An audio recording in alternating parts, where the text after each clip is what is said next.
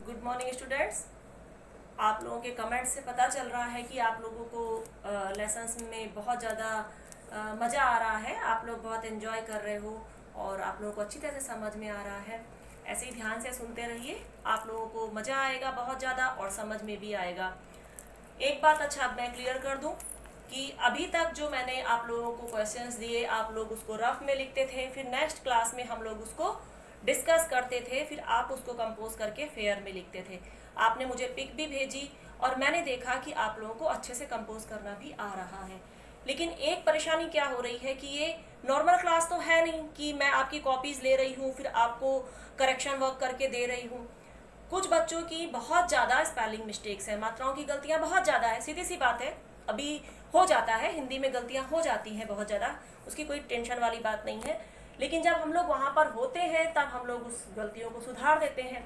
अब यहाँ पर हम गलतियों को पूरी तरह से तो सुधार पा नहीं रहे हैं, इसलिए एक चीज़ ये सोची है मैंने कि जो मैं क्वेश्चन आपको दूंगी, आपको उसे क्या करना है, आपको उसे रफ कॉपी में अपने आंसर्स बना के रखना है। मुझे पिक नहीं भेजना है, आप सिर्फ अपने प्रैक्टिस के लिए। क्यों? क्योंकि अभी आप क्लास 7 में हैं, 8 तक भी आपको हम आंसर बता देंगे, लेकिन 9 और 10th में आपको अपने आप से आंसर्स बनाने पड़ेंगे, इसलिए आपको अभी से प्रैक्टिस उसकी बहुत ज़रूरी है।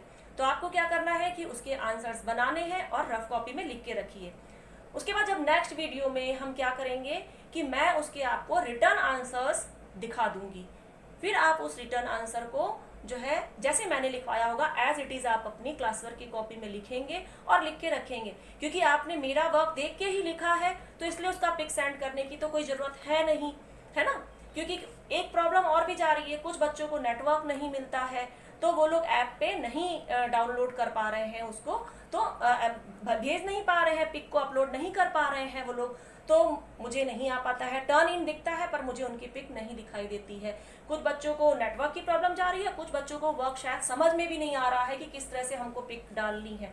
कोई बात नहीं, इसी का हमने ये सॉल्यूशन ढूंढा है कि पहले जब मैं आपको क्वेश्चन देती हूँ आप उसको अपनी प्रैक्टिस के लिए, समझने के लिए कि आपको कितना समझ में आया है कितना नहीं, आप उसको समझने के लिए आप उसको रफ कॉपी में उसके आंसर्स बना लीजिए। 2-3 लाइन के क्वेश्चंस होते हैं, आंसर्स होते हैं, कोई ज़्यादा टाइम लगना नहीं है, 10 मिनट लगने हैं। उसके बाद फिर नेक्स्ट क्लास में मैं आपको उनके रियल आंसर बताऊंगी। आप उन रियल आंसर्स को एज इट इज़ जैसा मैंने लिखवाया है, खास मैं क्यों ये कर रही हूँ जिससे आप मात्राओं की गलती और ग्रामर की मिस्टेक ना करें, तो आपको एज इट इज़ उसको अच्छी तरह से देख के, वहाँ पर आपकी मात्राओं की गलतियाँ नहीं होनी चाहिए, अच्छी तरह से आप देख करके अपनी कॉपी में लिख के रखिए। फिर उसकी पिक सेंड करने की ज़रूरत नहीं है, क्योंकि मेरा ही करवाया हुआ वर्क है, आप उसको बार बार वीडियो खोल के देख सकते हैं, लिख सकते हैं, तो आपको पिक भेजने की जरूरत नहीं है। हाँ, लेकिन ये मत समझिए कि मैम अब देख नहीं रही तो हम लिखें ही नहीं, हम डायरेक्ट वीडियो में से देख के लर्न कर लेंगे, ऐसा नहीं है। आज नहीं तो कल स्कूल तो जरूर खुलेंगे, और जब स्कूल खुलेंगे तो आपका वर्क बहुत सारा इकट्ठा हो जाएगा, क्योंकि स्कूल खुलते ही हम आपकी कॉपीज करेक्शन के लिए मांगेंगे, और उस समय पता नहीं कितने चैप्टर्स हो चुके होंगे, कितना सारा वर्क हो चुका होगा, और एक नहीं सभी सब्जेक्ट का हो चुका होगा।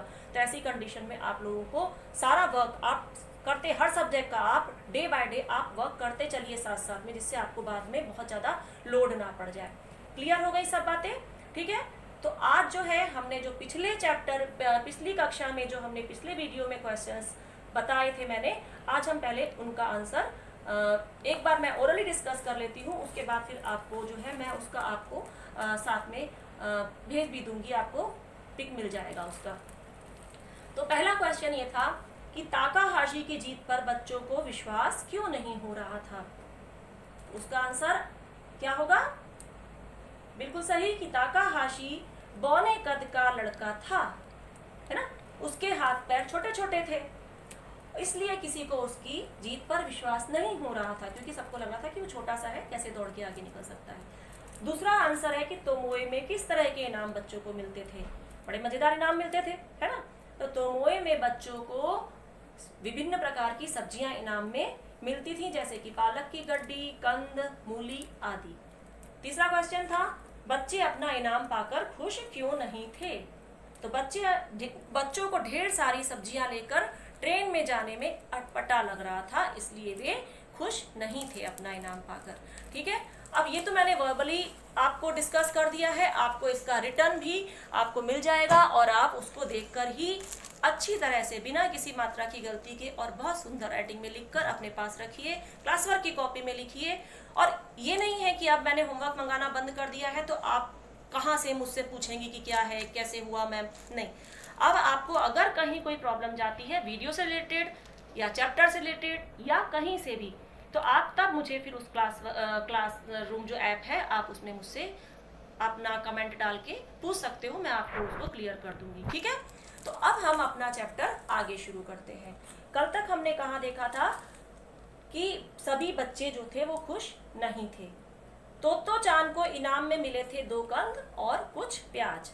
उन्हें रेल में घर ले जाने के विचार से ही उन्हें शर्म आई। अब पहले क्या था कि वहां पर सब लोग ट्रेन से यानी कि मेट्रो से या जो भी ट्रेन थी उससे आना जाना करते थे। उस समय तो मेट्रोज थी नहीं, जिस समय की ये बात है उस समय तो मेट्रोज नहीं थी, लेकिन वहां पर लोग ट्रेन से ही बच्चे घर आना जाना करते थे।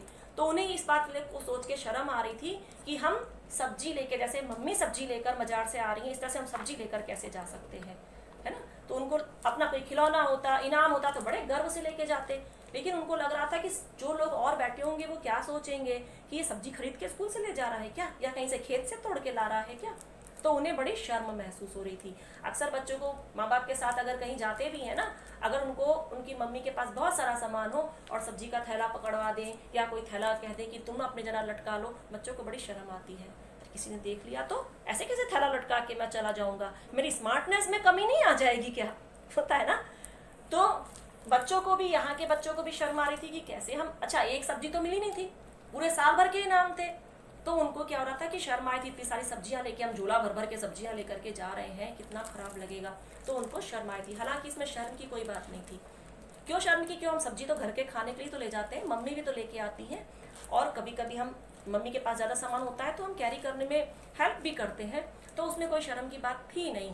लेकिन फिर भी बच्चों को कुछ अटपटा सा लग रहा था। उसके बाद है कि दूसरे आयोजनों के इनाम भी खेल दिवस के अंत में उसी दिन बढ़ते थे। जैसा कि मैंने बताया कि पूरे साल भर के इनाम मिले थे, इसलिए तोमोए के हर बच्चे के पास किसी न किसी तरह की सब्जी थी। बच्चों को सब्जियां उठाने में झिझक क्यों होती थी, ये सोचने वाली बात थी। आखिर अपनी अपनी माँ के लिए भी तो वे कभी न कभी सब्जियां उठाते या लेकर तो आते ही थे। असल में बच्चों को लगता था कि स्कूल से घर आते समय हाथ में सब्जी होना अटपटी सी बात है। उनको लगता था, अटपटा मतलब अजीब सा, ठीक है। अटपटा का क्या मतलब होता है, अजीब सा। झिझक का मतलब होता है कि हिचकना, जिसको हम इंग्लिश में क्या कहते हैं, हेजिटेट करना, है ना। आपको हेजिटेशन होता है ना, उसको कहते हैं इंग्लिश में, हिंदी में कहते हैं झिझक, ठीक है। आयोजन का मतलब होता है कि जो भी कार्यक्रम हुआ है, जिसका आयोजन किया गया है, उसको हम आयोजन कहते हैं। एक मोटे से लड़के ने एक पत्ता गोभी जीती थी। मोटा सा लड़का था, उसको इनाम में क्या मिला था, पत्ता गोभी। उसे समझ ही नहीं आ रहा था कि वह उसका क्या करे। उसको लग रहा था क्या करूं, इसको इतनी मोटी इतनी बड़ी सब्जी लेके कहाँ जाऊंगा मैं, इतनी बड़ी पत्ता गोभी लेके घर जाऊंगा, कितना अजीब सा लगेगा ट्रेन में बैठ कर जाने में, क्या करूं मैं, इसका फेंक दूं, किसी को दे दूं, क्या करूं, समझ नहीं पा रहा था। मैं इसे ढोते नहीं फिरूंगा, ढोना मतलब उठाकर चलना, मैं इसे ढोते नहीं फिरूंगा। उसने फाइनल डिसीजन ले लिया, निर्णय ले लिया, मैं नहीं फिरूंगा इसको ढोते हुए। उसने कहा, सोचता हूँ इसे फेंक ही दूं, क्या करूं, क्योंकि बच्चों को सब्जियों का महत्व समझ में नहीं आ रहा था। सब्जियां माँ बाप बाजार से इतनी महंगी सब्जी लेके आते हैं, उनको तो यहाँ पर फ्री में मिल रही थी, लेकिन उनको उस चीज़ की इंपॉर्टेंस समझ में नहीं आ रही थी कि सब्जी के घर में काम लग जाएगा सब्जी का। लेकिन उनको शर्म आ रही थी, तो सोचा था इसको कौन उठा के लेकर के जाएगा, और मैं जो है इसको फेंक देता हूँ कहीं। हेडमास्टर जी ने शायद यह शिकायत सुन ली होगी। हेडमास्टर जी वहां से गुजर रहे होंगे, तो उन्होंने शायद ये बात सुन ली होगी। वे गाजर मूली संभालते बच्चों के पास जा पहुंचे। अब जैसे क्या होता है, बाकी स्कूलों में तो अपना इनाम जो बचे हुए हैं, ट्रॉफीज, उनको पकड़ के ले जा रहे होंगे। यहाँ पर तो क्योंकि इनाम ही सब्जियां थी, तो हेडमास्टर साहब गाजर मूली जो बचे हुए थे सबको पकड़ते हुए जा रहे थे और बच्चों के पास आए। बात क्या है, तो यही तो होता है ना कि जब भी हमारे मन में कोई कन्फ्यूज़न होता है, तो वो लोग हमारे उस कन्फ्यूज़न को, उस सोच को जो होता है वो ठीक करते हैं, है ना। हमारी परेशानियां जो होती हैं या हम कुछ गलत दिशा में सोच रहे होते हैं, तो उसको वो लोग साफ करते हैं कि ऐसा नहीं ऐसा है ना। तो उन्होंने क्या बताया, अब यहाँ पर हमको एक चीज़ और मालूम चल रहेगी। इस सेंटेंस में, इस पैराग्राफ में आपको ये चीज़ क्लियर हो जाएगी कि मास्टर साहब, जो हेड मास्टर साहब थे, वो क्यों नहीं कुछ खिलौना वगैरह दे दिया करते थे, या कुछ बच्चों के काम का सामान, रबड़, पेंसिल नहीं दे दिया करते थे। मैंने पहले भी आपको बताया था ना कि ऐसा नहीं था कि हेड मास्टर साहब कोई कंजूस थे या कोई दिमाग के कमज़ोर थे कि वो ऐसा उल्टा सीधा इनाम देते थे। उसके पीछे उनकी एक सोच थी, और वो सोच बहुत अच्छी सोच थी। मैंने कहा ना कि वो एकदम इनोवेटिव थे, नया सोच लाने वाले व्यक्ति थे वो। तो उनके इस इनाम के पीछे भी उनकी एक ज़बरदस्त सोच थी, और वो सोच क्या थी? अपनी अपनी माँ से कहना कि आज रात में वे यही पकाएं, है ना, कि जो तुम सब्जी लेकर जा रहे हो अपनी माँ से कहना कि आज रात में वही पकाएं। अच्छा, क्या होता है कि अभी तो आप लोग छोटे हो, जो गर्ल्स होंगी अभी वो भी कुछ ऐसा विशेष खाना बनाना नहीं जानती होंगी, लेकिन अभी लॉकडाउन में सब लोग नया नया आइटम बनाना शुरू हो गए ना। अपनी मम्मी की हेल्प करती होंगी गर्ल्स, या बॉयज़ भी कुछ करते होंगे। तो आपने देखा होगा कि अगर आप छोटा सा भी सामान अगर आप अपने आप से बनाते हैं, कुछ कोई कुक करते हैं कुछ, तो आपको उस चीज़ में एक विशेष स्वाद आता है ना, क्योंकि वो आपका बनाया हुआ है। या फिर अगर हमने कुछ क्राफ्ट का सामान बनाया है तो हमको वो बाजार से लाए हुए सामान से भी ज़्यादा अच्छा लगेगा। क्यों? क्योंकि हमने उसको अपनी मेहनत से बनाया है, अपने दिमाग से बनाया है, तो हमारे लिए उसका एक विशेष महत्व होता है। हेडमास्टर साहब ने क्या कहा? अपनी अपनी माँ से कहना कि आज रात खाने में यही पकाएं। ठीक है, तो आज रात खाने में यही सब्जी बनाने के लिए कहना अपनी माँ से। ये सब्जियां तो तुम्हारी कमाई हुई है। नॉर्मली क्या होता है कि पापा जो पैसे नौकरी करके लाते हैं, या मम्मी भी कहीं कहीं जॉब करती हैं, तो उन पैसों से सारा सामान आता है। लेकिन यहाँ पर ये तुम्हारा कंट्रीब्यूशन है कि इन सब्जियों को तुमने अपने लिए तुम लेके आए हो, यानी कि तुम्हारी कमाई है। नॉर्मली तो हम जब बड़े हो जाते हैं, आप लोग बड़े हो जाओगे, तब आप लोग जॉब करोगे, फिर आपके पास पैसा आएगा, तब जो है आप लोग अपनी कमाई से कुछ आइटम घर में खरीद के आप कंट्रीब्यूशन अपना दे सकते हो। लेकिन यहाँ पर इतने छोटे छोटे से बच्चे भी एक तरह से घर को चलाने में अपना कंट्रीब्यूशन दे रहे हैं, क्योंकि वो उनकी जीती हुई सब्जियां हैं। वो जो सब्जी ले जा रहे आज बन रही है, तो उस सब्जी के पैसे बचे ना, जो अगर मम्मी पापा को उस दिन के लिए सब्जी नहीं लानी पड़ी ना, मान लो किसी बच्चे ने 4 चीजें जीत ली है, तो एटलीस्ट 2, अगर सुबह शाम भी वो सब्जी बन जाती है तो एटलीस्ट 2 दिन की सब्जी का पैसा बच गया। तो एक तरह से बच्चे ने इनडायरेक्टली, अप्रत्यक्ष रूप से वो कमाई की है। यानी आज रात के खाने में अपने परिवार के लिए, परिवार मतलब फैमिली के लिए, तुम भी अपनी मेहनत से लाया हुआ कुछ जोड़ रहे हो। यानी कि आज रात को जो खाना बनेगा उसमें तुम्हारी मेहनत की चीज लगी हुई है। तो ये कितने गर्व की बात है किसी भी बच्चे के लिए कि मेरी कमाई से आज ये चीज घर में आई है।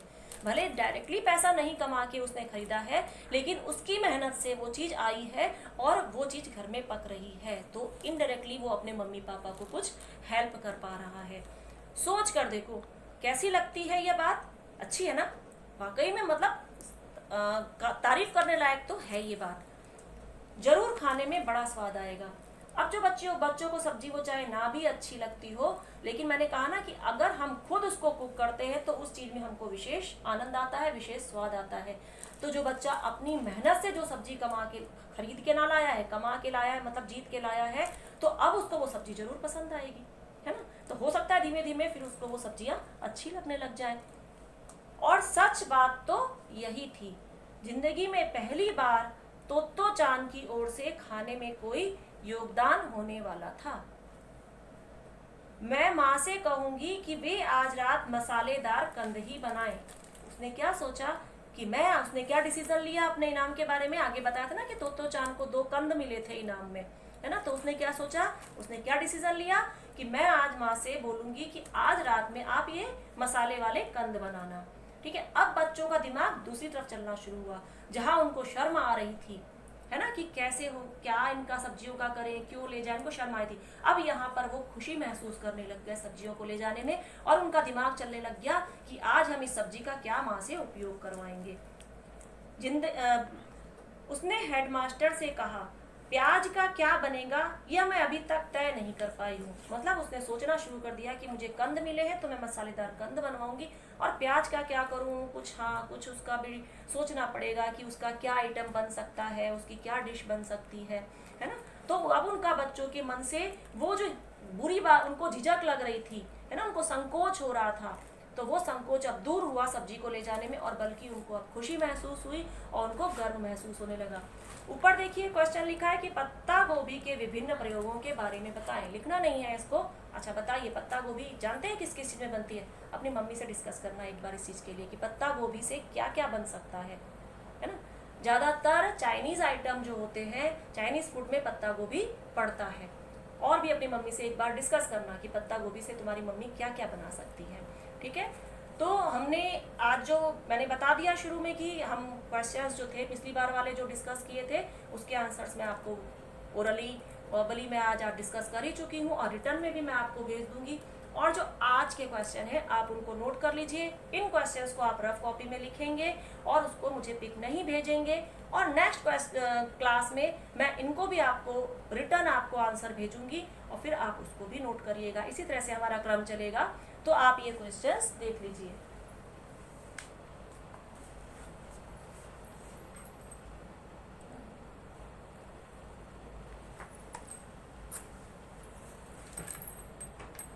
ठीक है, तो आपने क्वेश्चन देख लिए। मोटे लड़के ने अपने इनाम के विषय में क्या कहा?